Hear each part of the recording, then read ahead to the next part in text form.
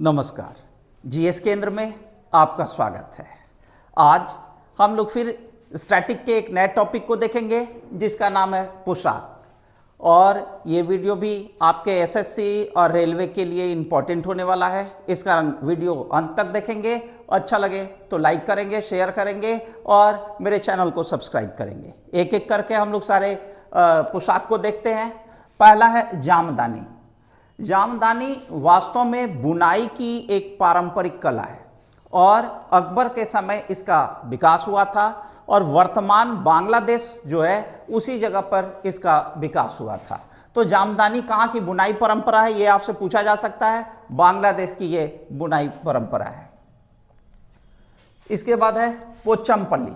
ये पोचमपल्ली, ये इसका संबंध तेलंगाना राज्य से है। ये साड़ी है और यह अपने ज्यामितीय पैटर्न के लिए प्रसिद्ध है।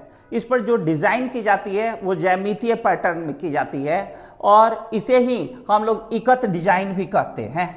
ठीक है, वही क्वेश्चन यहाँ पर भी होगा कि पोचमपल्ली कहाँ का ये पोशाक है। तेलंगाना का, महिलाओं के द्वारा पहना जाता है। साड़ियाँ हैं तो महिलाएं पहनेंगी। अगले की तरफ आते हैं हम लोग, लहंगा वोनी। लहंगा वोनी भी तेलंगाना का ही है और ये महिलाओं के द्वारा पहने जाने वाला पोशाक है।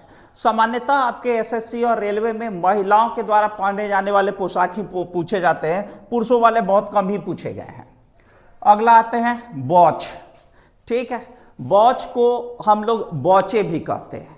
और ये बौचे या बौच है क्या, तो यह दूल्हे की पारंपरिक तलवार है जो अरुणाचल प्रदेश में इस्तेमाल की जाती है। मुख्य रूप से अरुणाचल प्रदेश में आदिवासियों के द्वारा ये इस्तेमाल किया जाता है। शादी विवाह के समारोह पर इस तलवार को धारण करते हैं।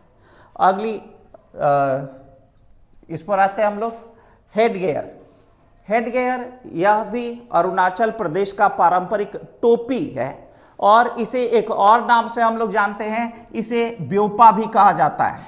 ठीक है, और अरुणाचल प्रदेश में ही लोग गैंडे के बाल से बनी टोपी का भी इस्तेमाल करते हैं। अगले पोशाक की तरफ आते हैं हम लोग। अगली पोशाक है मेखला चादर, जिसे रिहा मेखला भी कहा जाता है। यह असम का है और वहाँ महिलाओं के द्वारा यह पहने जाने वाला पारंपरिक परिधान है।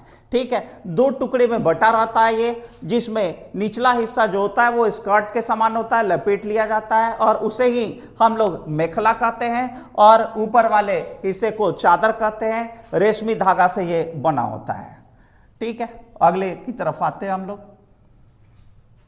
अगला है इनाफी फानेक।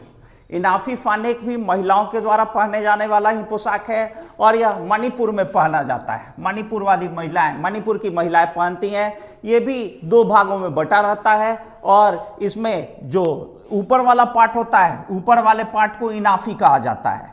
ठीक है, और नीचे लेपटा हुआ जो कपड़ा होता है उसे फानेक कहा जाता है। अगले पोशाक की तरफ आते हैं हम लोग। अगली पोशाक है पुआनचई। पुआनचई कहाँ का है, तो यह मिजोरम का है। मिजोरम की पोशाक है। ये भी महिलाओं के द्वारा ही पहना जाता है और ये वहाँ पर ये मिजोरम के दो त्यौहार हैं जिनका नाम है चापर कूट और दूसरा है पावल कूट। उसी त्यौहार के दौरान इसे सामान्यतः पहना जाता है। ये सफ़ेद और काले रंग से बना होता है और ये भी दो भागों में बटा होता है। स्कर्ट की तरह कमर के चारों ओर लपेटा जाता है इसका निचला भाग और ऊपर वाले को ये लोग ओढ़ लेते हैं। ठीक है, आगे हम लोग आते हैं अगले त्यौहार पर, अगले पोशाक पर, जिम्फांग। जिम्फांग मेघालय में पुरुषों द्वारा पहने जाने वाला ये पोशाक है। ये कोट होता है जो बिना कॉलर का होता है, आगे से इसे फीता से बांध लिया जाता है। ठीक है, खासी जनजाति के लोग इसे विशेष रूप से पहनते हैं। अगले पोशाक की तरफ आते हैं हम लोग, रिगवनाई साड़ियाँ।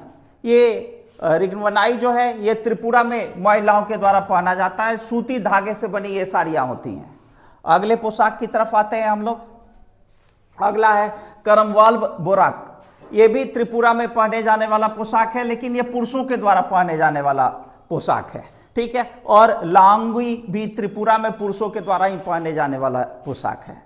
हम लोग पोशाक में अगले वीडियो में मिलते हैं। धन्यवाद।